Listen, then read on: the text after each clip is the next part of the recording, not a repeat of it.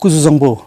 In this program, we have a panelist of experts on hydrovision, renewable energy, who are here to attend the conclave. Starting from my right, we have Professor A.G. Iyer, the President of ENERTIA Foundation, and we have Dr. Hardish Khanna, the Director General of Renewable Energy Promotion Association, based in Europe, and we have Mr. P.V. S.N. Murthy, who is the Regional Director of ENERTIA Journal, based in Delhi. Welcome to the show. Professor, can you give me the brief outline of conclave tomorrow?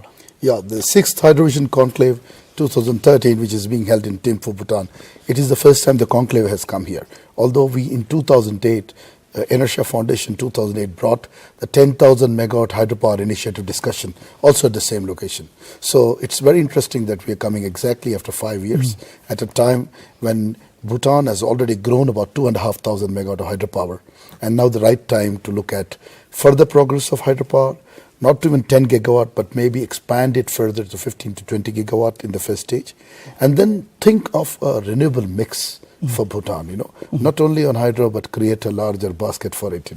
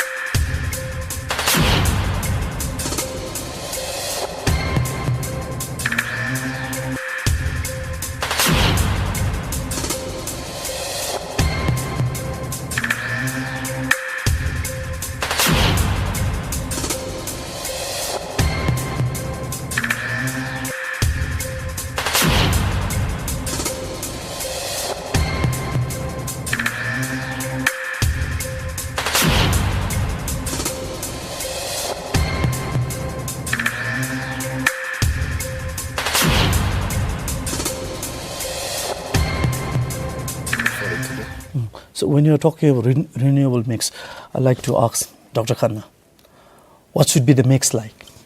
Yeah, the mix in renewables has a very vast variety actually, and one has to look at the resources which one has. So I think from Bhutan, naturally, as Professor has mentioned, hydro is one aspect of it. The other aspect which we really see is also the solar power, and I think that would be a good mix for Bhutan, because hydro is developed, but the cost of hydro is very heavy, and whereas solar on a micro level could be a very, very viable solution for Bhutan actually. So this is what I would suggest. So Mr. Murthy, you have also worked in Bhutan in the past for Chuka hydropower project. Yes. So tell us, do you think it is viable for us to have that mix now? Yeah, this is quite possible to have the mix in Bhutan right now. Because you need to have a proper mix of hydro plus solar, which is quite good, and that's where you must have your basket has to improve. You cannot have all the basket of only hydro in Bhutan. So you must initiate the actions required for the solar parallel to the hydro development. That's very feasible. Professor Iyer, could you tell us what kind of business model we should follow from here on? The kind of model that we have is government to government. Yeah. See, actually, are we thinking of change? Actually, I am a constructive critic of the movement both for India and Bhutan. Both of us are in one direction, that we want to expand the hydro while we parallelly want to create a basket which is essential to keep it successful. So public-private participation, I must say clearly here, is the way forward. You cannot limit it to only intergovernment participation. Unless the people of Bhutan and the people of India, when I say that, then it means entrepreneurs of India and entrepreneurs of Bhutan do not have joint sector development here. It is not possible to achieve larger targets. It is not possible to bring larger investments into the game. And it is in the interest of both the nations and its people that we have public-private participation. So role of Bhutan's private sector is extremely critical along with India's private sector in this game plan of future growth. That is the model I'm advising, because that will make your whole sector competitive. It will raise capital. It will bring investments. And this investment climate can only develop if there is a reasonable amount of private participation. Okay.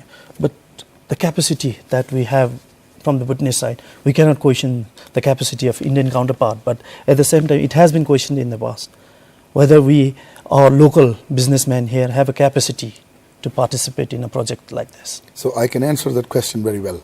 See, if you give an opportunity to businessmen, because the same was said about Indian businessmen about 40 years back. And I think in 1995, when we actually liberalized, that's the time the Indian economy threw up great entrepreneurs. I remember Reliance was a company which was a 40,000 crores company. That means roughly about $8 billion at the time. Today, the Reliance is 3 lakh crores. So it is a 16 to $20 billion company in barely less than a decade. So, and we have every company like that. Tata is almost better size than that. Birla is better size than that. Today, Adani, a new company, is now 40,000 crores entity. Can you believe it? Adani is now the Reliance of yesterday. So if you don't give opportunity to the private sector, no private sector anywhere in the world will develop.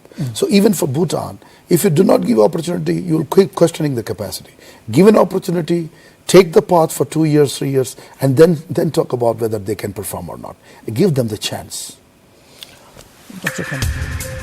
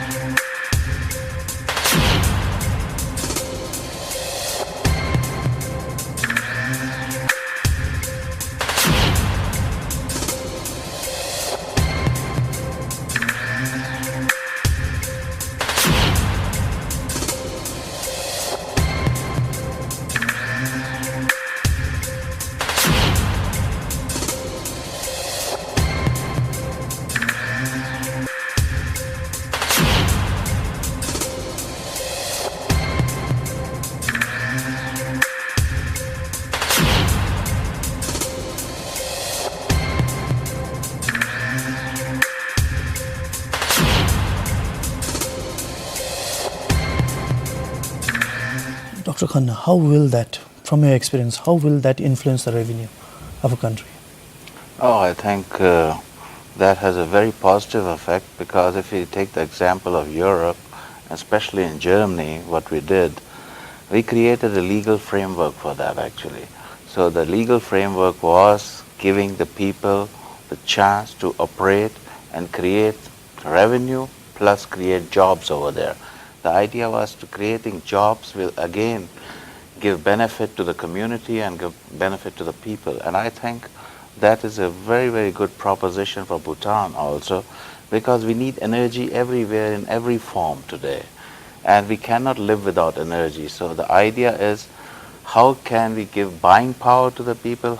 And buying power means giving them jobs, and jobs can be created through renewable energies. Absolutely. So this would be one aspect of that, you see. So when you're talking about the mix of energy that we have, of course I'm throwing this question to Mr. Murthy. So can we use the same grid to transfer energy, the solar and the hydro, from the same grid? Yes, it's possible to put the same into the same grid, and you have to have a good grid management. And solar being the continuous time flow during the peak hours, you can continuously send the solar power to the utilization, and you can modulate the hydropower if needed. And hydro is always, you can peak it or reduce it. It's much faster to bring a hydro project at various levels of this one. So it's always solar will become your best power, and which will, throughout the time period of solar availability, you put it to the grid and export it if you want. I will give you a further aspect of this. One of the biggest management of international grids for anywhere in the world is frequency. So just putting the hydropower where there is a fluctuation from the peak at the time when you have maximum generation in the beyond after monsoon and to the time we taper off. So hydropower generates sometimes 120% of the power that you have rated, and at times 25%. So the vagaries of hydropower can be actually modulated using solar on the grid. So solar will bring the frequency control, and it will give you better quality of power which you sell to India, and you will not lose revenues. The second most important point is you are developing a smart grid. India is already in the smart grid access. The agencies working with you, including the Power Grid Corporation, are at the forefront of smart grid development. So if they are at the forefront, I do not think in any way the Bhutan Power Corporation can be at the back end of the power generation. They must also go into a smart grid. So important to export the whole basket of renewable energy, and I would give you the quantum of mix. Today, if 100 points is, let us say 100% you are having hydro, then I think you must bring in over a period of next 4 or 5 years, at least 5% from solar. That must be the type of target that you must develop, and then go forward to a 10 to 12% model in the mix, in the basket. That will balance your ability to generate. Second most important point, hydro you can construct in 10 years or in 7 years. A solar power plant will come onto the grid in barely 6 months. In India, the 214 megawatt solar power park in Gujarat, which is the Charanka on the border of Pakistan, came in exactly 1 year. 214 megawatt in a year. So don't you see an economic benefit of getting time to market and selling the commercial power in short time? So Bhutan's currency crisis, there is an answer which is lying in solar. That is one thing about, but the other things when we are talking about mix and the power supply to India. Right.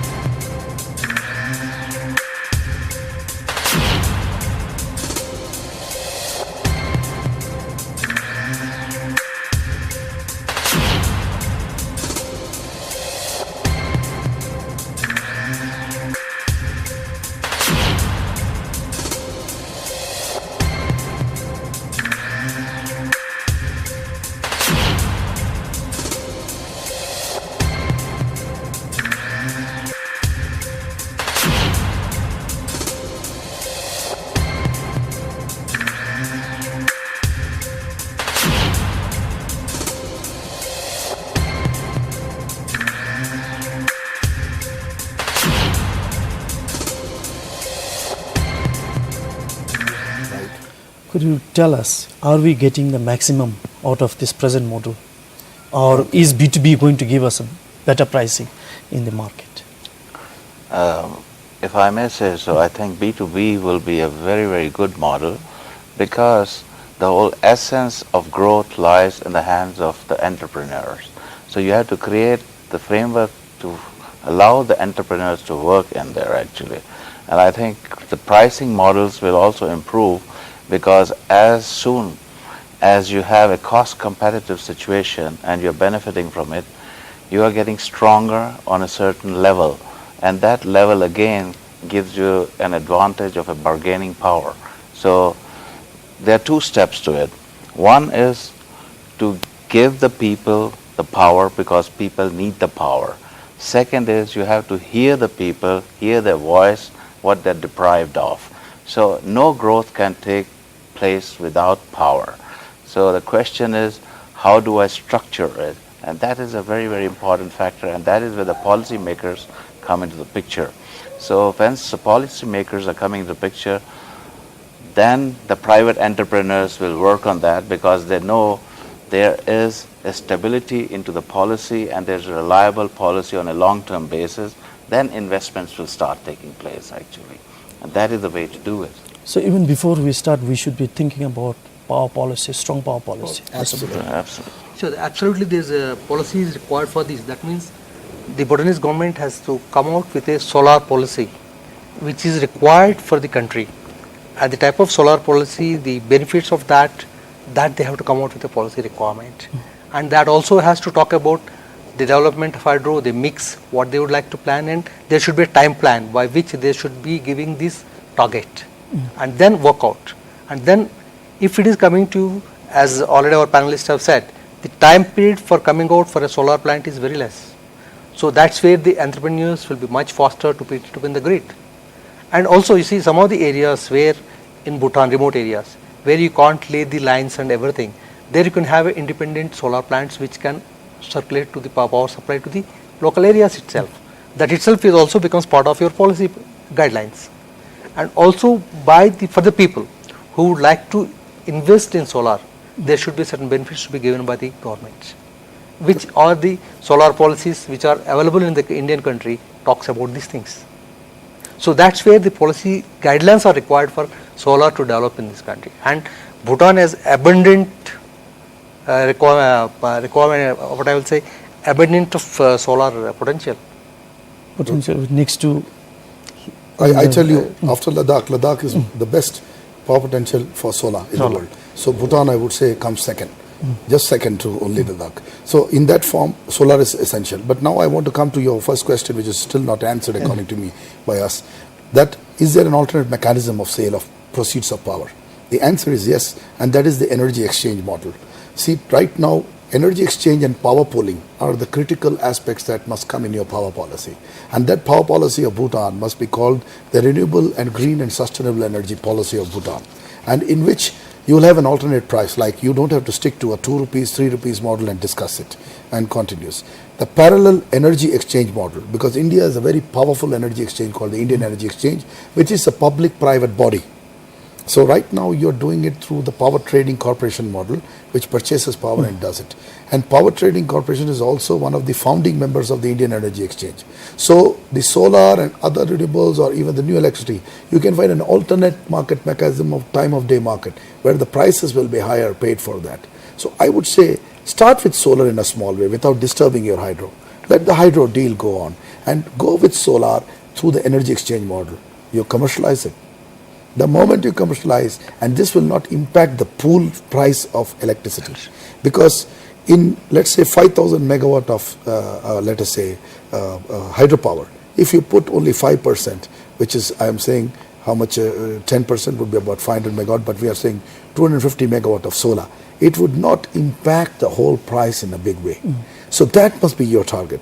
And that is going in a separate route and doesn't come into this while India purchases. So this is an electricity market mechanism for purchase of electricity, where consumers who badly need electricity on the eastern and other corridor, including north, because the line is going up to the north, the Tala line, which is the power links transmission line, it goes right into the heart of Delhi via Varanasi. So you can sell to north and east of India straight away to consumers who want to buy through the exchange. That is the commercially viable model. And no government, neither the Bhutan government has to help in this, nor the Indian government has to help.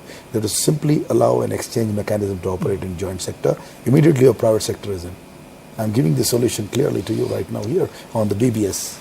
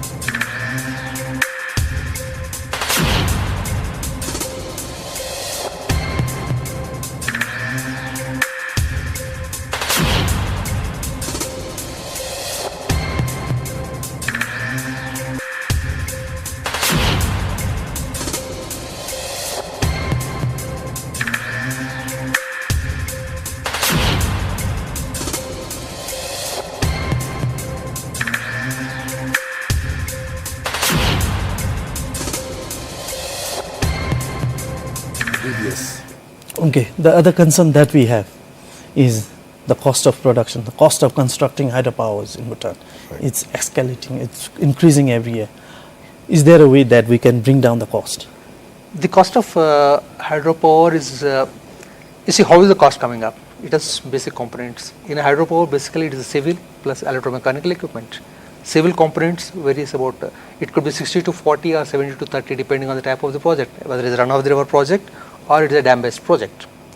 So the civil construction cost and the E&M equipment cost. In fact, if you see in India, the E&M costs are really not going up.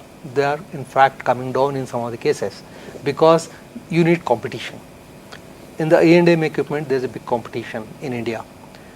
And you need same type of competition to be available in Bhutan for you to reduce the costs.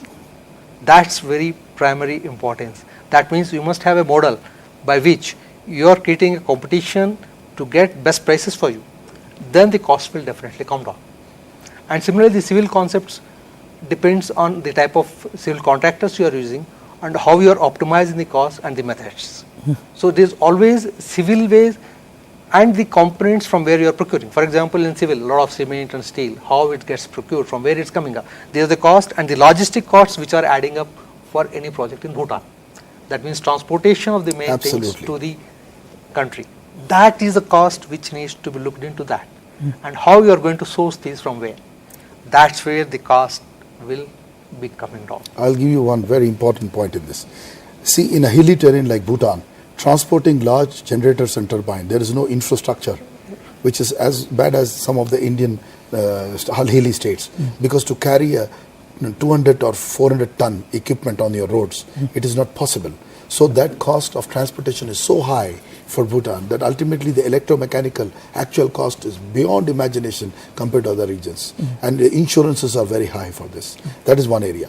The other area which is cost escalation is unless you have cement and steel procurement within the boundaries of Bhutan, that means at least you make clinker here and then start making packing and grinding plant locally.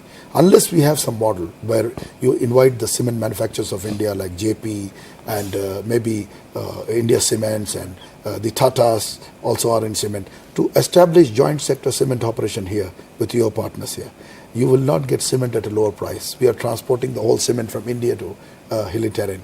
So these are adding to your costs. And then comes the construction techniques, as you rightly said, using what machinery, what technology, what lowering of costs and all those. So a combination of these factors will continue to increase your hydropower cost because civil costs are not coming down worldwide. They're only going up, right? But they're not going up as much in, let's say, other location where its accessibility is there, production is there, sourcing is there, in comparison to Bhutan where everything is going to come out from India or other places. So you need to make some self-sufficiency. I'm not saying you supply 100%. Initially, 25% of the cement, steel and construction equipment should come from some places of Bhutan. That must be your 5-year target for the next 5-year plan or 7-year plan, whatever you want to do. Bhutan must have a target to generate industrial production for its own consumption as well. So then there is an equanimity in the participation. Costs will come down in the long run. And as rightly said, electromechanical also. You can bring down the cost if you improve your infrastructure. Why not have joint sector infrastructure construction for corridor between India and Bhutan for transport of large equipment and large cargo? Unless you do that transportation model, at least from the eastern side, with current road conditions, you will never get the cost down. Because the good, and I will give you an example. The biggest transporters from India, like J.H. Parabia, I'm naming a transporter, does not even operate in Bhutan. His name does not come. And they are the ones who are taking maximum equipment of BHEL, the Alstoms and the Voights in our country. Transporters have not even put their foot in Bhutan. I tried my best to bring them here this time, but it was not feasible. Maybe the next time they come.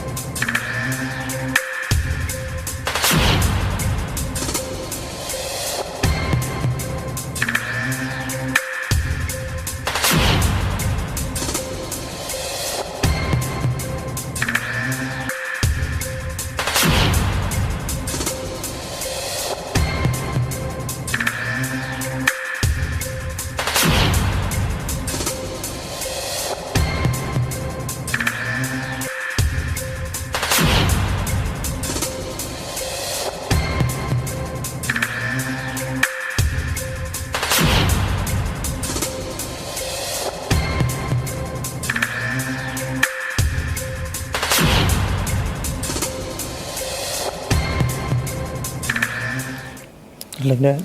So the competition, again I use the word competition, is to be brought in, and you must have more number of contractors, and logistics is a very critical part. And if you break down the cost, see the cost of the logistics, which are coming quite high for some of these things. Unless this is worked out, and this is where the basic concept has to go up, then the cost will come down. And another thing is competition has to be there for various items. You cannot have less competition means your prices will be almost either going up or stabilizing, but they will never come down. But if you see worldwide, most of the places, the prices are either stable or they're coming down. We are seeing in India some of the prices, what was ordered last year, the price is much lower today. So it's question of the competition for the components of which you are going to have the part of the equipments.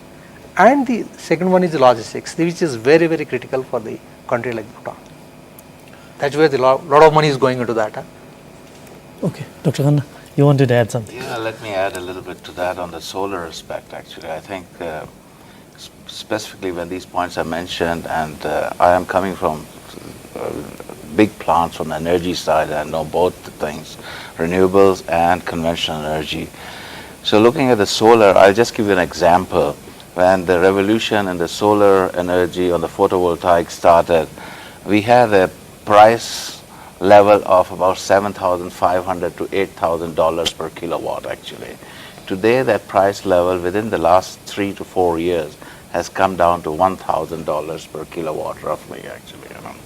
So looking at that and looking at your logistic costs, you know, I mean solar panels weigh also, but they don't weigh as much as a turbine weighs actually, you know. So that logistic cost will also come down if you provide solar power over here. And the second aspect of that is your gestation period is low. So your project cost comes down completely. So in that way you benefit from that angle also.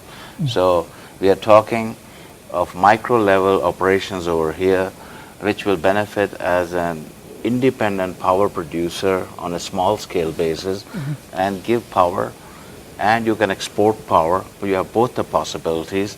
You can make large plants, small plants, make a plant mix of that, but you are in operation within 6 months to 1 year depending upon the size of the plant, you know, which you can never expect from the other types of plants actually. So that's why I said this mix is combined now with hydro and then taking up to solar will benefit the country a lot. And when you have your own power, then you can increase the price also, you see, and that is where your first question was, where is my revenue coming from? So my revenue is coming from, first of all, that I am giving power to my people, so I don't need that power, and I have more power, abundant power, which I can export to the other countries, you see. So maybe that clarifies both the sides. One is the cost, and second is the value chain, how I am optimizing my value chain in the whole concept of the power. So I will also tell you one more point. Today solar is at 6.5 crore rupees per megawatt, and also translating into efficiency at 6.5 rupees per unit. So hydro, you're at 9 to 10 crores per megawatt. So already the answer is there, which is cheaper. And the gestation is just 6 months to 12 months to build the plant. So solar is your answer to the trouble that you have. We have now. Yeah. Right. So basically we have enough hydropower going on now. That's we right. should concentrate on Solar. Yeah. solar That will be the right energy mix. to compensate the Absolutely. loss during this gestation period. Absolutely right.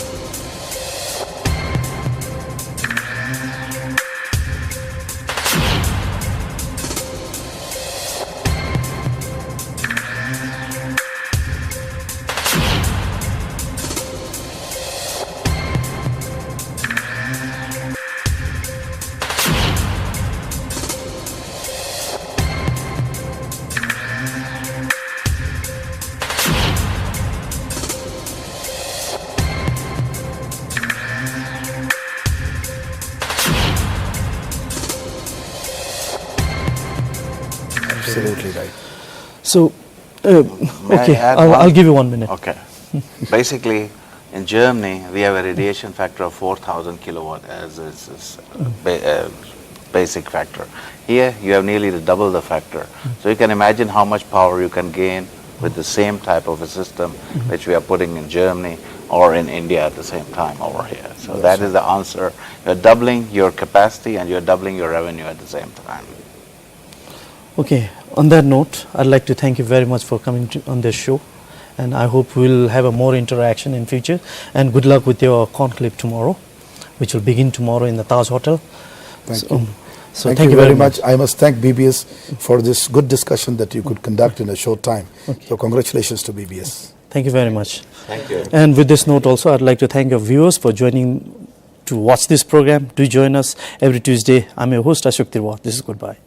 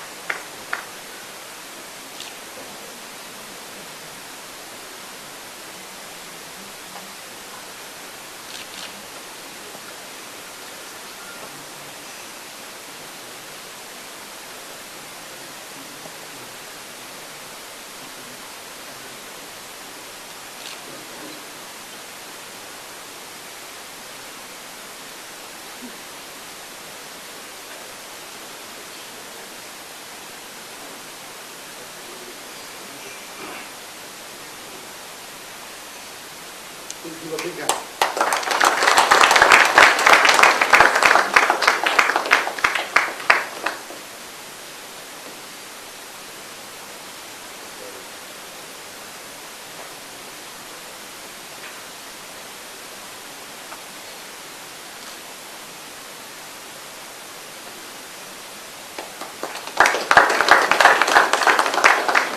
So I would like to call PhD to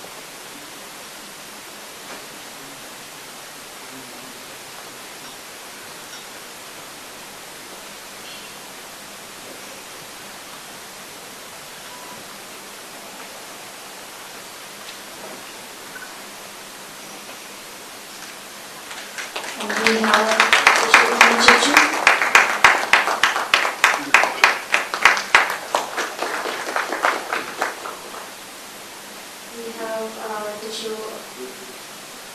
We have Mr.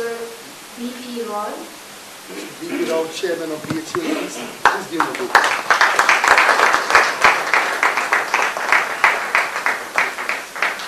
And we have Ashok Sri.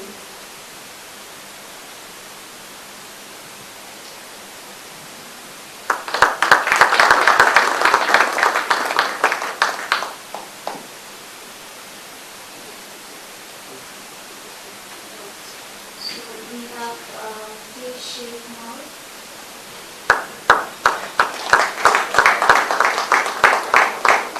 We have Dr. Haridash Kumar. Dr. Hitesh Khanna.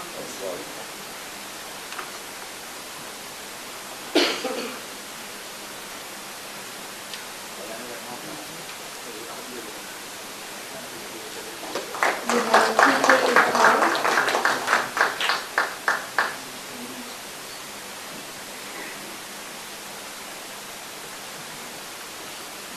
And last but not least, BBS and REPA.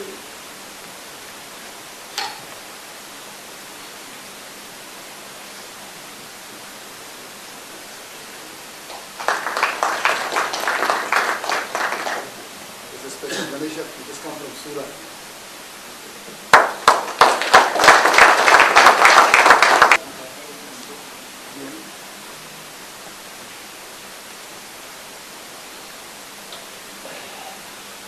So, this is good luck.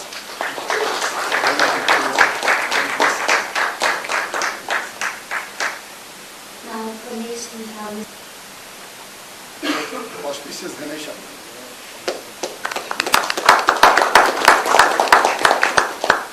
and last but not the least we have the Shukut.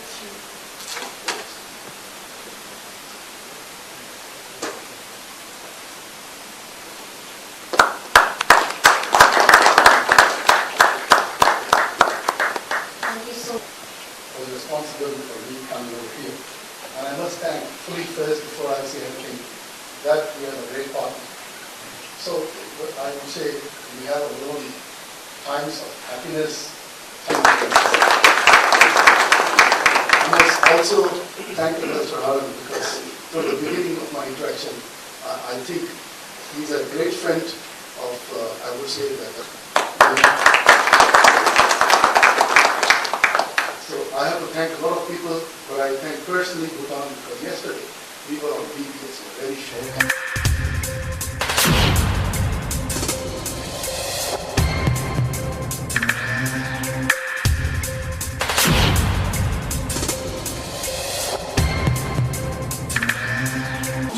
The cost of electricity and the users for which technologies are available.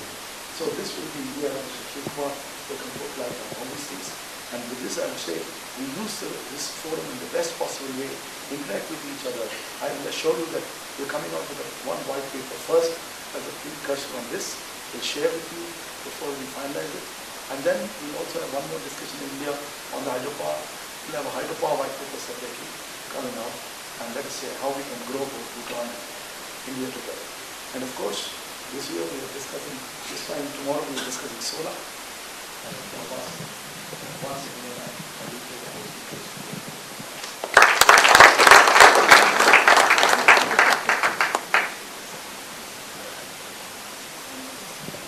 Thank you so much for this speech.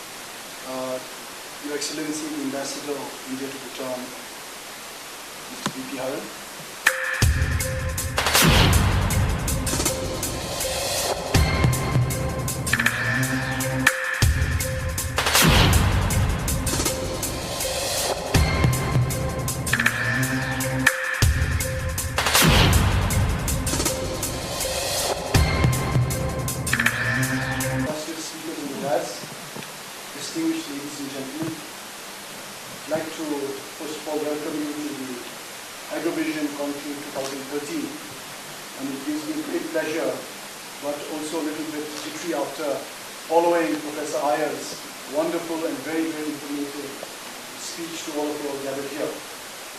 Nonetheless, I'll make an attempt to at least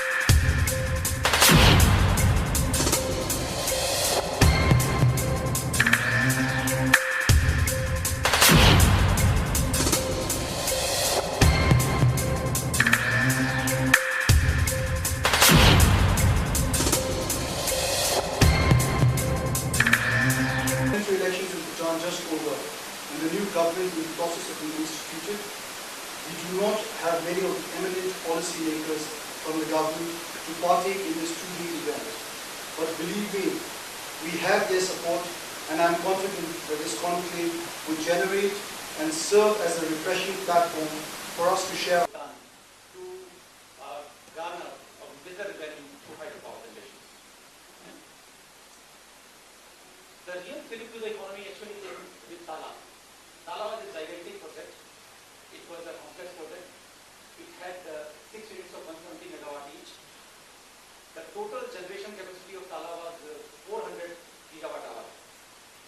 The then installed capacity of Bhutan was around 400 megawatt. With this, the total installed capacity became 1486 megawatt.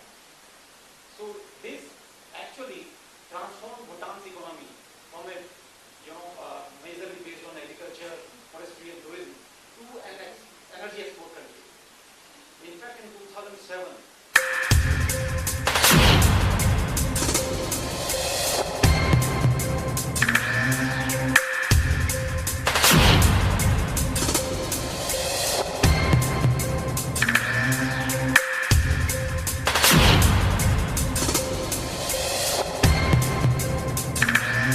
the Royal Government of Bhutan has already envisioned the development of 10,000 megawatts of hydropower generation by 2020, which, given the existing ready, is on the path to adding another 3,066 megawatts or more, then double the current landlocked country with a population of only 700,000 people. Hydropower has the potential to be the main driver of the economy and is placed high on the country's priorities. Bhutan's competitive advantage on the industrial front has been relatively cheap electricity, and this has been the only reason that many power-intensive industries have been set up along the southern foothills of Bhutan, close to the emission to the economy is far greater through direct and indirect taxes and other related benefits. Consequently, in all our power purchase agreements with the government of India, it is explicitly mentioned that only the surplus electricity after meeting Bhutan's domestic requirements would be exported to India. There is no minimum energy requirement to be exported from Bhutanese hydropower plants as for most PPAs that are on offer. However, building on the close ties of French-host relationship, as the power generation capacity of Bhutan is more than its domestic requirement, the government of India has agreed to absorb all the surplus power unconditionally, according to a readily available electricity market, which is quite limitless, exists in India for Bhutan. Such an arrangement has been a win-win for both India for the development of hydropower sector in Bhutan. We would, however, like to see more prime able to negotiate better export rates, even if the projects had to be developed along commercial lines without any element of grant. We would like the Royal Government to explore this opportunity by allowing the Bhutanese private sector to develop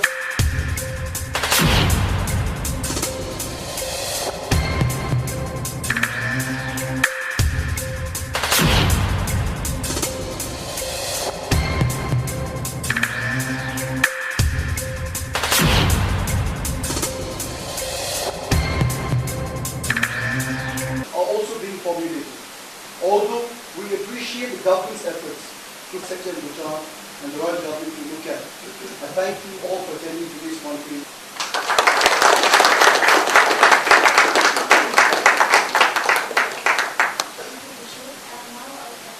Remain stagnant in terms of its contribution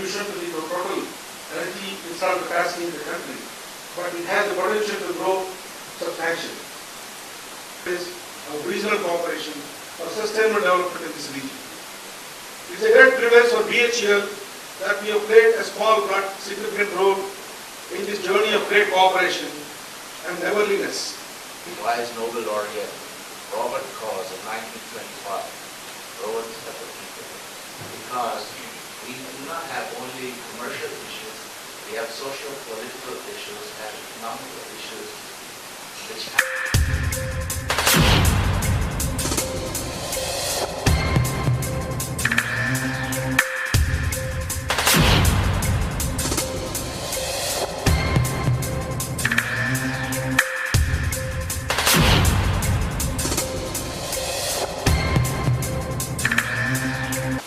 sense, but we have to make it an intelligent way so that it does not deprive people of other issues. So we see a lot of disturbance. Mentioned telecommunication, so you put a big mask for telecommunication. You mentioned harmonics, which is a very technical issue, but all the electromagnetic currents. 145,000 megawatts. If we give credit to our first Prime Minister, when he visited Bhutan in 1958, his first visit to Bhutan, it has 4 Titan turbines of 24 megawatts. This plant actually made Bhutan independent in terms of its power requirement, and it ushered in a new era wherein Bhutan not only was catering to its domestic power scenario, but was also exporting the surplus power to India. Then came 60 megawatt Thimphu hydroelectric power plant. It had 15 megawatt. This also helped Bhutan to garner a bigger revenue through hydropower generation. The real fillip to the economy actually came with Tala. Tala was a gigantic project. It was a complex project. It had 6 units of 120 megawatt each. The total generation capacity of Tala was 400 gigawatt hour. The then installed capacity of Bhutan was around 400 megawatt. With this, the total installed capacity became 1486 megawatt. So this actually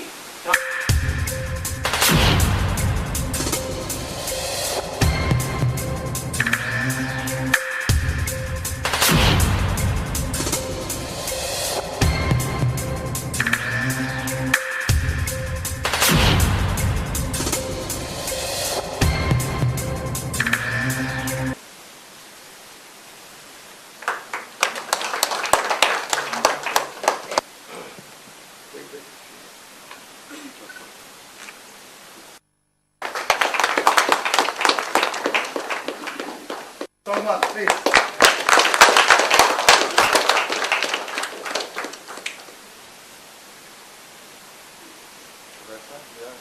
I will be the last one. Okay. So,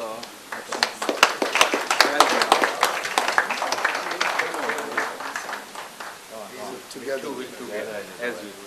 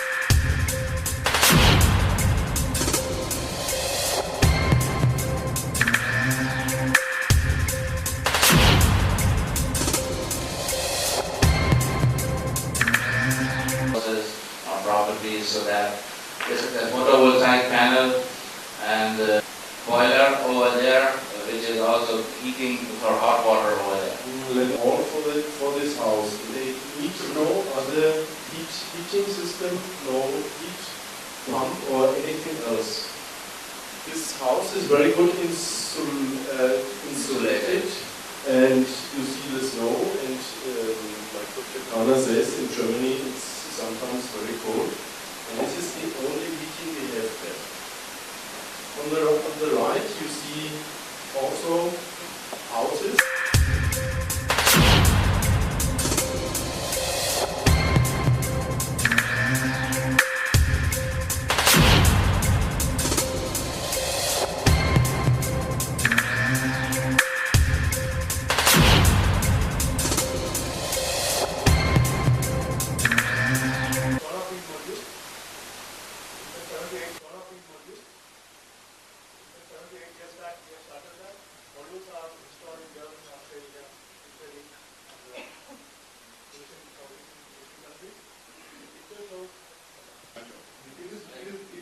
It's a manual system or a sprinkler-based system, which is practiced all over the world. And in India, most of the customers insist that there should be a water cleaning system with pipelines running throughout the power plant, which will help in cleaning the plant.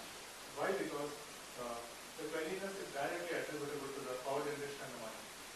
So we have worked out a schedule of around 15 days, whereby, let us say, a megawatt plant requires around 3 or 4 days to clean one round. If it's a very dust-prone area, we would actually increase the frequency. Maybe areas like Bhutan would not be so dusty and probably would be able to maintain a better, cleaner surface than other places. But otherwise, we have also tried things like sprinkler systems with very high power jets and fountains, but the efficacy is not very clear because if the people don't go around and specifically brush away or scrub away on some of the modules, that could lead to hot spots and damage to the modules. Of course, this also has direct linkage to the labor employed in the power plant. If the labor is cheap and it's more economic, that will also generate some good employment to the people, and they could be used for staffing and maintaining a good system. Roughly, we maintain around 3 people in a solar power plant of around 2 megawatts. So that's good enough to keep the plant running and generating. What about dusty areas like Oman?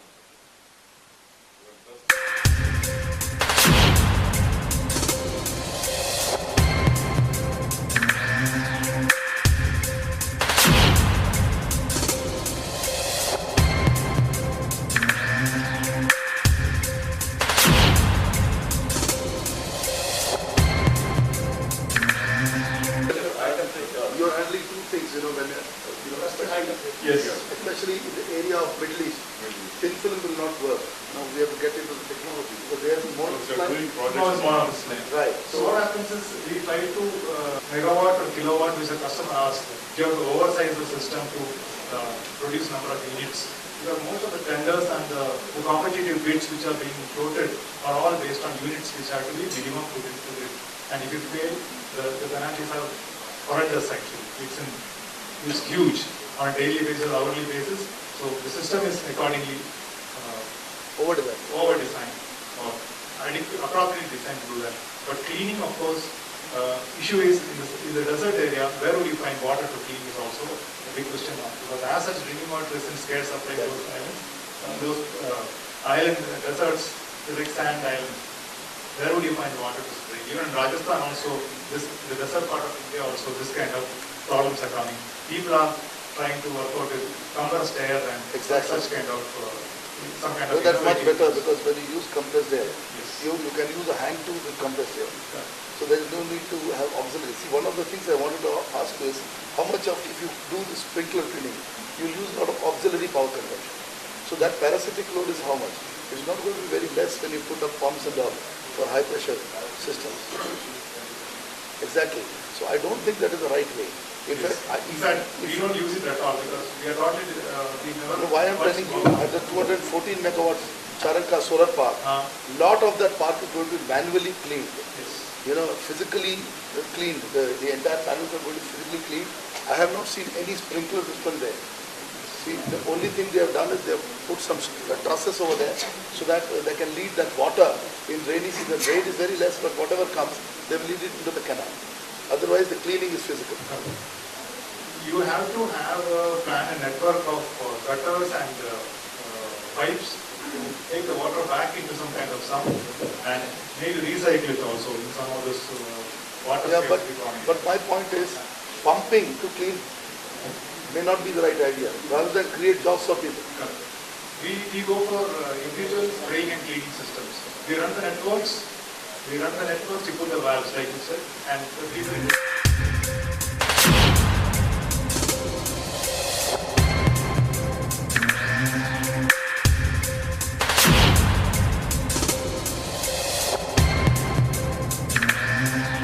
Renovation and modernization, retrofitting, improvement of performance. This is okay. Or nowadays it becomes optional because the cost of performance is quite high. Where the contract, they require that they take an optional cost for doing these tests. And when you do the test, it's compared. I will give you an example of operation where we have 4 machines.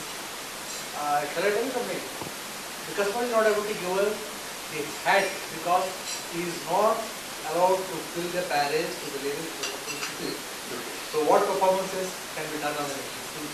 We are done at the lower rating of the performance test has been done and shown. It is performing as per the design. But we never got at exactly defined parameters for the thing has not come. And these small reasons in the hydro projects, in the nuclear projects, the problem coming up is you will never get most of the time the desired defined parameters. So no, I have again a question. Okay, just there is a low on our experience, yes. Excuse me, just to clarify here. I have one question. What was the initial cost estimation of Punasan 1 and what was the cost estimated for today's impact for the research? In fact, the cost estimation of the